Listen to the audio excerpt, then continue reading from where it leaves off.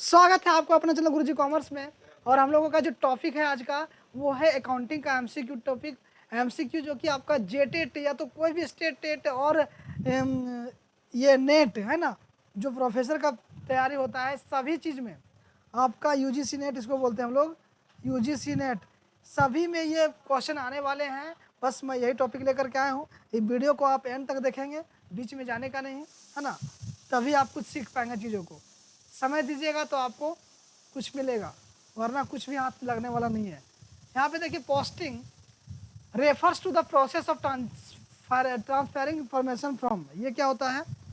तो journal to general ledger, या तो general ledger accounts to journal, source documents to journal, या तो जर्नल टू डॉक्यूमेंट्स। तो यहाँ पे देखिए जर्नल टू जनरल लेजर है ना। पहले हम लोग जो पोस्टिंग करते हैं, ये क्या बोला, posting refers to the process of transferring information from, तो ये जो होता है आपका जर्नल टू लेजर है ना, ये ऑप्शन नंबर ये होगा।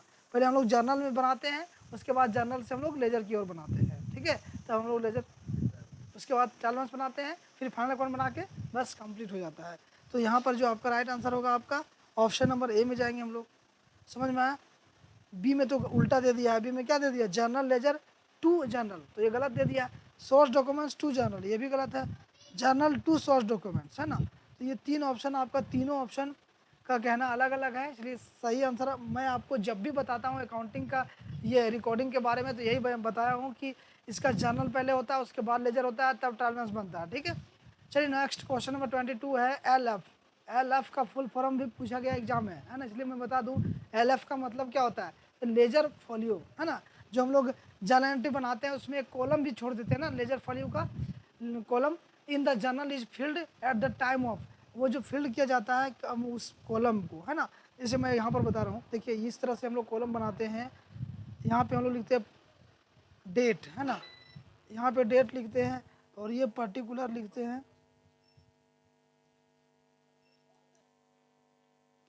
उसके बाद यहाँ पर देखिए पर्टिकुलर का कॉलम रहता है, और ये जो रहता है आपका ये LF का रहता है, ठीक है, LF। और ये अमाउंट डेबिट का, ये आपका अमाउंट है डेबिट बैलेंस का, और ये क्रेडिट बैलेंस का, ठीक है। इतना कॉलम हम लोग बनाते हैं। तो आपसे ये पूछा, ये LF जो है वो हम लोग इसमें किस टाइम फिल करते हैं, ठीक है। तो यहाँ पर वही पूछा गया है कि journal is filled at the time of, तो किस टाइम? तो पोस्टिंग करते समय हम लोग यहाँ पर लिखते हैं, ठीक है। जर्नलाइज नहीं, बैलेंसिंग नहीं, यहाँ पर पोस्टिंग जो होगा आपका राइट आंसर होगा, ठीक है। क्योंकि कुछ तो इसका उद्देश्य होगा, तभी तो LF है ना, पेज नंबर जानने के लिए हम लोग यहाँ पर लिखते हैं, ठीक है, कि ये आइटम कहाँ से क्या आया। नेक्स्ट देखिए 23 दिया हुआ है, case book. The case book records, case book record करता है, तो यहाँ पर जितना भी केस रिसीव्ड हुआ या तो केस पेमेंट हुआ उसी को रिकॉर्ड करता है, ठीक है। केस रिसीव, यहाँ पर आपको देखना है, रिसीव और पेमेंट जो केस से होगा उसी को रिकॉर्ड करेगा। बस आप ऑप्शन में देख लीजिए, जहाँ पे होगा आपका वही आपका आंसर होगा। यहाँ पे दिख रहा है ऑल केस रिसिप्ट्स और ऑल पेमेंट, ये दोनों होना चाहिए है ना। तो ये दोनों आपको मिल रहा है, all cash receipts and payments option number C में है ना। Cash and credit sales of goods नहीं, तो ऑप्शन नंबर सी में आपका रिसिप्ट भी है, पेमेंट भी है, तो ये सी होगा। केस बुक का काम क्या है? रिसीव करना और पेमेंट करना, ये सारे चीज़ का इन्फॉर्मेशन जो ओनली केस से रिलेटेड होगा उसी को यहाँ पे रिकॉर्ड करेगा। समझ में आया? क्रेडिट वाले को नहीं, ठीक है। केस बुक की जा, केस बुक की जा, केस बुक कौन सा अकाउंट है बताइए? तो अभी मैंने बताया था cash book, purchase book, sales return book, purchase return book, ये सारे जो बुक हैं वो आपका सब्सिडरी बुक है ना, सब्सिडरी बुक है इस पे।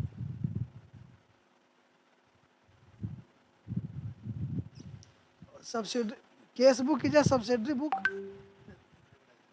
एंड लेजर है ना, एक मिनट, केस बुक की जाए, सब्सिडरी बुक एंड लेजर, यहाँ पे इसका राइट आंसर होगा। सब्सिडरी बुक है, लेजर भी है ना, तो यहाँ पर सब्सिडरी बुक आप ऑप्शन नंबर ए में आप कर सकते हैं, ठीक है। लेकिन यहाँ पर लेजर भी तो ये है ना एक तरह का, तो आपको दोनों, जहाँ पर ये दोनों चीज़ को फुलफिल करना है ना आपको, इसलिए राइट आंसर भी हो जाएगा। यदि यहाँ पर ओनली सब्सिडरी बुक रहता, लेजर का बात ही नहीं रहता, तो आपका आंसर सब्सिडरी बुक हो जाता, समझ में आया। लेकिन यहाँ पर लेजर भी बोल दिया है एक ही इसी में, इसलिए ऑप्शन नंबर बी हो गया, आपको बी लगाना होगा, ठीक है। यहाँ पे देखिए next question, which of the following will be recorded as contra entry. बताए थे आपको कंट्रा एंट्री कहाँ पे लगता है, कहाँ पे लगता है बताइए?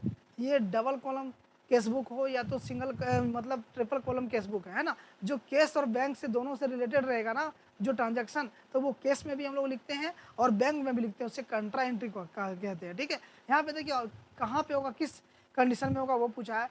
Withdraw from bank for personal use, जब हम लोग पर्सनल यूज के लिए बैंक से कुछ पैसा निकाल रहे हैं तो यहाँ पर होगा, तो इसका एंट्री होगा क्या, नहीं होगा, क्योंकि पर्सनल यूज के लिए हम लोग जब भी पैसा निकालते हैं उसको drawing account debit to cash account करते हैं, तो क्या बैंक और केस का एंट्री हुआ, नहीं हुआ ना, तो ये ऑप्शन नंबर ए नहीं होगा। बी में दिया check receive from x logged into bank on the same day, तो यहाँ पर देखिए चेक रिसीव करते हैं एक्स से, है ना, तो यहाँ पर एक्स का अकाउंट से हम लोग को मिलेगा cash account debit to X account हम लिखेंगे, तो यहाँ पर बैंक से कोई मतलब ही नहीं हो रहा है। ठीक है, तो ये बी नंबर भी इसका आंसर नहीं होगा।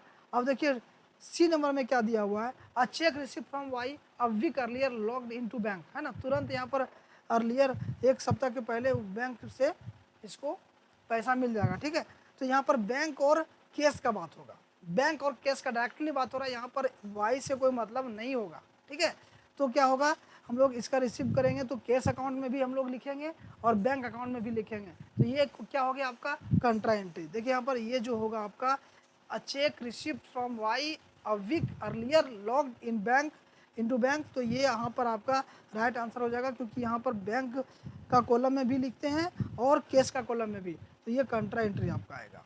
नेक्स्ट देखिए casebook does not records, casebook में क्या रिकॉर्ड नहीं करता है, तो देखिए क्रेडिट परचेज मतलब उधार का काम ये रिकॉर्ड करेगा ही नहीं, ओनली कैश अकाउंट्स जो मतलब जो कैश से सेल हो परचेज हो उसी को लिखेगा, यहाँ पर कैश वाला काम है ना। क्रेडिट सेल्स ये भी नहीं होगा, credit sales credit purchase, credit जहाँ पे आपको दिख रहा है वहाँ पे नहीं होगा। आउटस्टैंडिंग एक्सपेंसेज मतलब ये क्या होता है, बाकी है, कुछ खर्चे का देना बाकी है, तो बाकी नहीं, आपको मान लीजिए हमने पैसा दिया नहीं और आप क्या ये लिख सकते हैं क्या, गणेश सर मुझे 10 रुपया दिया, नहीं ना लिख सकते हैं, तो ये आउटस्टैंडिंग है ना, तो ये भी नहीं। तो all of the above transaction मतलब सारे ट्रांजैक्शन को नहीं लिखेगा, इस ट्रांजैक्शन में ओनली रहता है यदि केस परचेज रहता, केस सेल्स रहता तो आप लिखते। ठीक है, जो केस से रहेगा उसी को आप लिखेंगे, इसमें आपको कन्फ्यूज होने की कोई बात ही नहीं है, क्योंकि आप अकाउंट्स पढ़ रहे हैं और बहुत दिनों से आप पढ़ रहे हैं, इंटर कंप्लीट है, ग्रेजुएशन कंप्लीट है आपका, तो क्या ये सब नहीं जानते हैं ना, जानते हैं, लेकिन मैं ये एमसीक्यू टाइप क्वेश्चन लेकर के आया हूँ ताकि आपका ब्रेन जो है पूरा काम करे। ठीक है, देखिए 27 क्वेश्चन क्या बताता है, द बैलेंस इन द पेटी केसबुक इज, देखिए पेटी केसबुक का जो बैलेंस आता है वो क्या होता है, तो ये यहाँ पर दिया हुआ एन एक्सपेंसेज ए प्रॉफिट एन एसेट्स अ लायबिलिटीज, तो पेटी केसबुक जो होता है, कैश बुक समझ में आ रहा है ना, कैश बुक मतलब क्या, केस क्या है, एसेट्स है ना, आपका करेंट एसेट्स में आता है, तो केस से ही आप समझ आइए ना, तो यहाँ पर एसेट्स होगा, है ना, एक्सपेंसेज तो होगा नहीं, अब प्रॉफिट तो होगा नहीं, एन एसेट्स होगा। ठीक है, जब केस क्या है, करेंट एसेट्स है, तो केस करेंट एसेट्स है, तो पेटी केस ये भी तो आएगा आपका करेंट एसेट्स, लेकिन आपका एक ऑप्शन में दिया हुआ एन एसेट्स, इसलिए एन एसेट्स होगा राइट आंसर। नेक्स्ट क्वेश्चन देखिए, balance of cash book is posted into the ledger, तो यहाँ पर क्या होगा, in the cash account in the bank account nowhere, तो यहाँ पर होगा आपका नो नाउ हेयर, है ना, balance of cash book is posted to the ledger now here. Next question देखिए यहाँ पे, a cheque receipt and deposited in the same day is recorded in the book, in the यहाँ पे क्या होगा, तो ये सेम डे है ना, चेक रिसीव कर रहा है यहाँ पे देखिए और डिपॉजिट कर रहा है सेम डे उसी दिन, इज रिकॉर्डेड इन द, यहाँ पर bank column of the case book, है ना, तो यहाँ पर जो होगा bank column of the case book में होगा आपका रिकॉर्ड किया जाएगा, ऑप्शन नंबर बी में इसका राइट आंसर है, क्योंकि सेम डे ही हम लोग उसको रिसीव कर रहे हैं और डिपॉजिट कर रहे हैं बैंक में। यहाँ पे देखिए which is entered on the debit side of cash book, यहाँ पे देखिए डेबिट साइड, केस बुक के डेबिट साइड में हम लोग क्या लिखते हैं, trade discount allowed, trade discount received, और cash discount allowed, cash discount received, है ना, तो इसका राइट आंसर जो होगा केस डिस्काउंट अलाउड, यानी कि जो अलाउड करते हैं डेबिट साइड, है ना, ये क्या बता रहा है, केस बुक, जब हम लोग केस बुक बना रहे हैं ना, तो डेबिट साइड में क्या लिखते हैं, जो केस डिस्काउंट अलाउड करते हैं, डिस्काउंट अलाउड करेंगे उसको हम लोग डेबिट में लिखते हैं, क्योंकि एक तरह का क्या ये एक्सपेंसेज है ना, इसीलिए।